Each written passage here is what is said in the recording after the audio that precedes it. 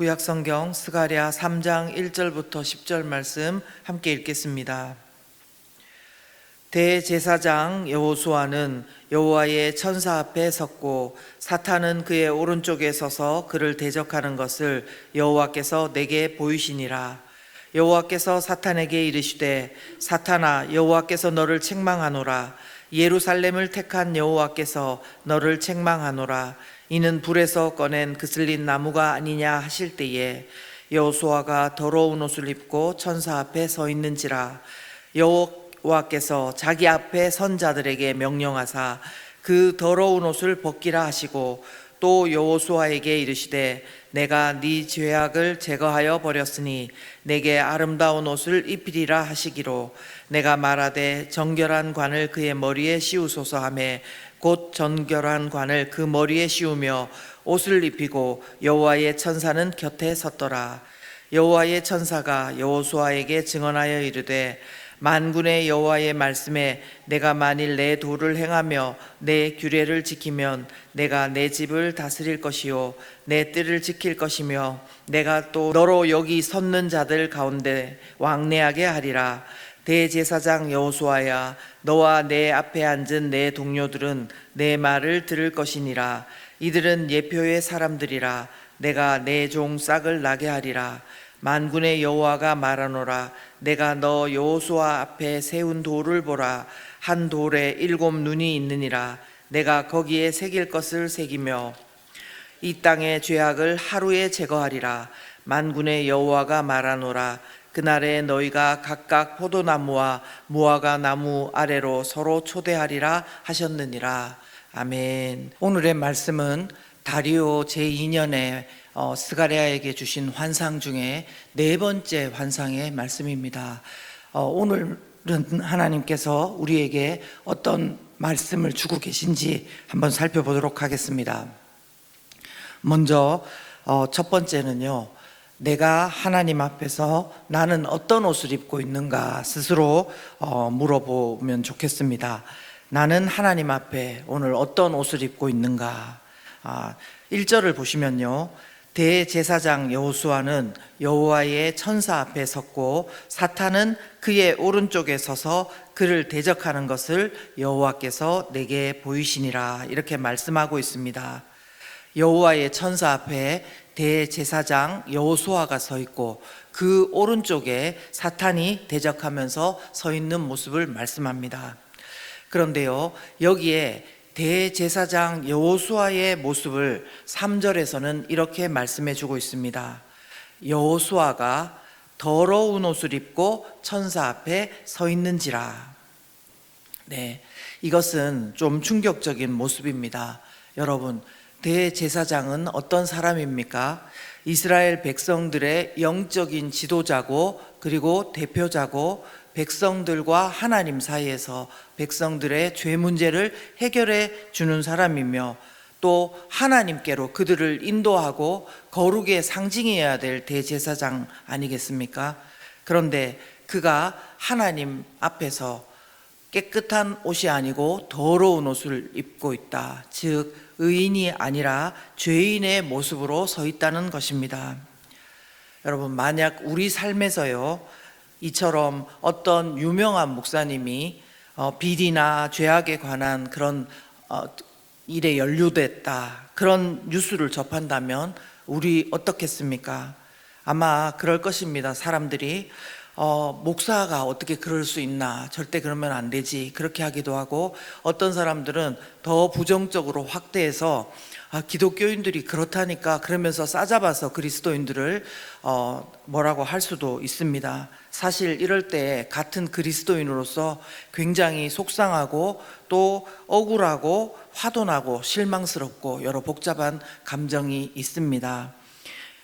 그리고요, 무조건 특별한 것을 일반화하는 오류를 범하면 안 되겠습니다. 그러나요, 오늘 말씀을 보면요, 본문에서 대제사장 여호수아가 더러운 옷을 입고 있지만 이것은 여호수아 한 사람만이 아닌 이스라엘 백성 전체의 죄악된 모습을 나타내고 있습니다.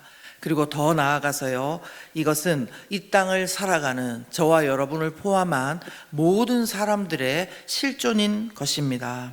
그러므로 우리에게 중요한 것은요, 지금 나는 과연 하나님 안에서 어떤 옷을 입고 있나, 그런 것입니다. 여러분, 나는 지금 하나님 안에서 의의 옷을 입고 있습니까? 아니면 죄인입니까? 이런 질문을요, 우리가 듣기는 듣습니다. 많이요. 그렇지만 대답하기는 쉽지 않다고 생각합니다. 왜냐하면요, 우리는 자신의 죄에 대해서 절대적인 기준보다는 상대적인 기준으로 스스로를 바라볼 때가 많기 때문입니다. 상대적인 기준은 나를 기준으로 항상 사람들과의 관계 속에서 보는 것입니다.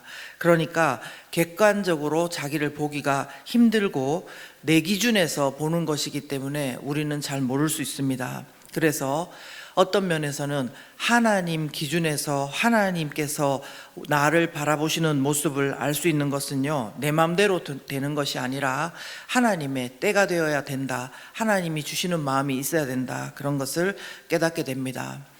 그러나 그럼에도 불구하고 오늘 내 모습이 바로 이렇게 더러운 옷을 입고 있는 여호수아와 같다.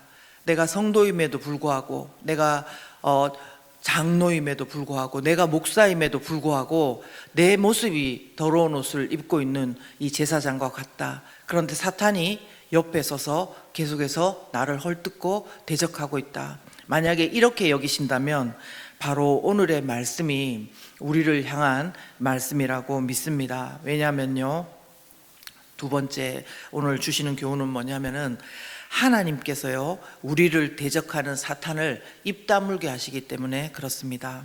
하나님께서 우리를 대적하는 사탄을 입 다물게 하십니다. 2절 상반절 말씀을 함께 읽어보겠습니다.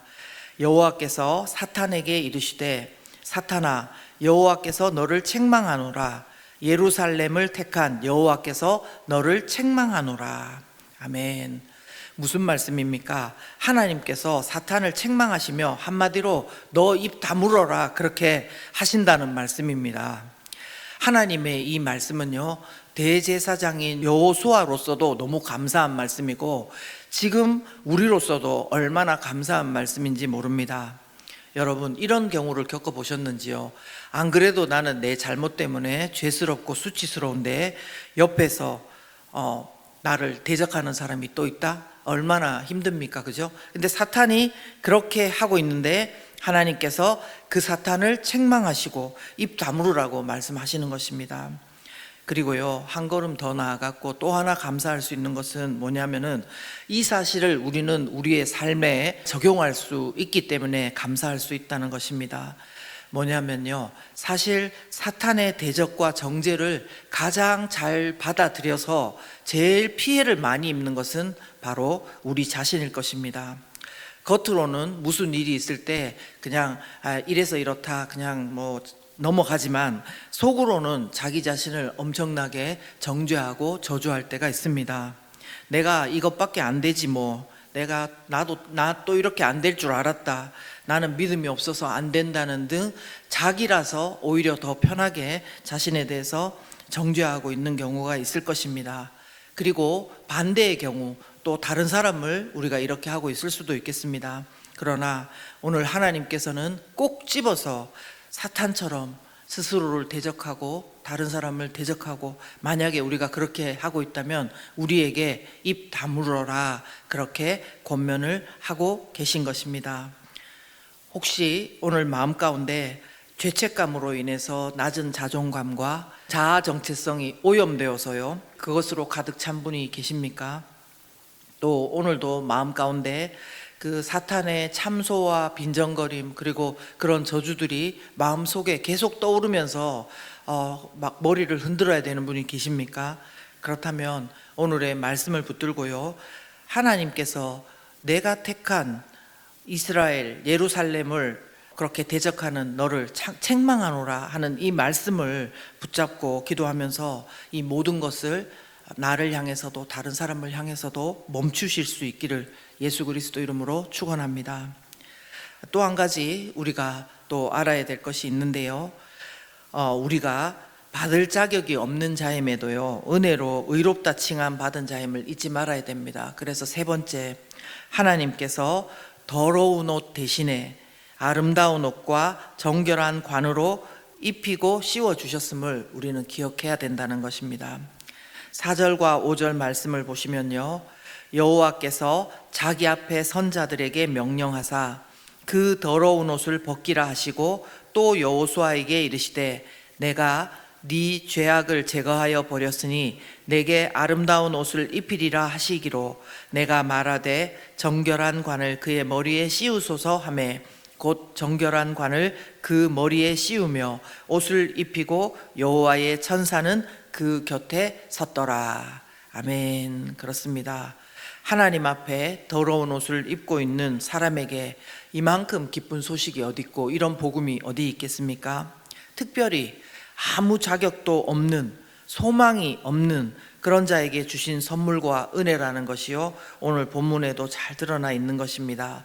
2절 하반절도 한번 보시겠습니다. 2절 하반절에 여호수아를 이야기하면서 이는 불에서 꺼낸 그슬린 나무가 아니냐 이렇게 합니다.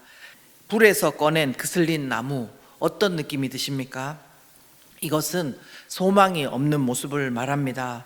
불 속에 들어갔으나 완전히 다 타버린 것은 아닌 채 꺼내진, 그렇다고 그곳에서 새싹이 날 수도 없고 열매도 못 맺고, 그런데 아직 연기가 나는 그슬린 나무와도 같은 모습인 그들과 우리라는 것입니다. 이렇게 거의 진멸 직전까지 갔고 소망이 없는 자들에게 더러운 옷을 벗기시고 아름다운 옷을 입히고 정결한 관으로 씌워주신 것입니다. 완전한 은혜고 완벽한 선물인 것입니다. 여러분, 그렇다면 오늘 말씀이 우리에게는 어떻게 이루어졌습니까?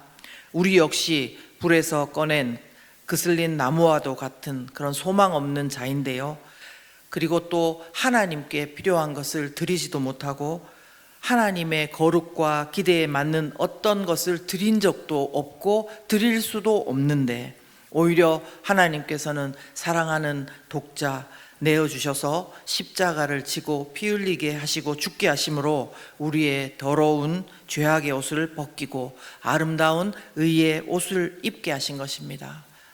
아멘이시죠? 이것이 바로 오늘 우리가 다시 한 번 더 진정으로 하나님께 감사하고 가슴이 뛰어야 하는 이유고요, 이런 복받은 사람으로서 내가 어떻게 살아야 되는지 다시 새롭게 이 은혜에 감사하면서 그 방향성을 찾고 구하고 그렇게 살아가는 그런 우리 지점이 될 것입니다. 여러분, 함께 이 시간 기도하겠습니다. 살아계신 하나님 아버지, 감사합니다. 오늘 우리에게 또다시 하나님께서 예수 그리스도의 그 십자가의 은혜를 깨닫게 해주셔서 감사합니다. 우리가 불에서 꺼낸 그슬린 나무와 같은 자였고 더러운 옷을 입고 있는 자였는데도 불구하고 아무것도 받으시지 않고 오히려 사랑하는 독자를 내어주셔서 우리에게 정말 새 생명을 주신 것을 감사드립니다. 의의 옷을, 아름다운 옷을 입혀주신 것을 감사합니다. 하나님 아버지, 우리가 이 은혜를 받은 사람으로서 오늘 하루의 시간을, 내 마음을 어떻게 누구에게 할애하고 있는지 다 하나님 깨달을 수 있도록 도와주시옵소서. 혹시 내 마음 가운데 아직도 사탄의 정죄가 시퍼렇게 살아있고 내가 내 스스로를 저주하거나 혹은 다른 사람을 판단하고 다른 사람에게 들은 말로 내 마음을 채우고 있다면 하나님의 정말 그 사랑에, 그 말씀에 맞지 않는 그런 삶을 사는 것임을 깨닫게 도와 주시옵소서. 이 시간 우리 마음 가운데 있는 사단의 모든 정죄와 나를 향한 정죄, 다른 사람을 향한 정죄는 예수 그리스도 이름으로 파하여 주시옵소서. 그래서 온전히 우리 마음 가운데 예수 그리스도의 피 묻은 십자가의 은혜, 정결하게 하는 그 샘으로부터 정말 나온 그 은혜가 오늘도 넘쳐나게 도와주시고 우리를 통해서 하나님의 사랑과 은혜가 완벽한 선물이 다른 사람 가운데도 흘러갈 수 있도록, 건네질 수 있도록 우리의 마음을 붙들고 인도하여 주시옵소서. 이제는 우리를 위해서 십자가에서 죽으시고 피 흘리신 예수 그리스도의 은혜와 그리고 하나님 아버지의 놀라우신 사랑과 성령의 충만하심과 내주하심이 우리 가운데 영원토록 함께 하시기를 간절히 축원하옵나이다. 아멘.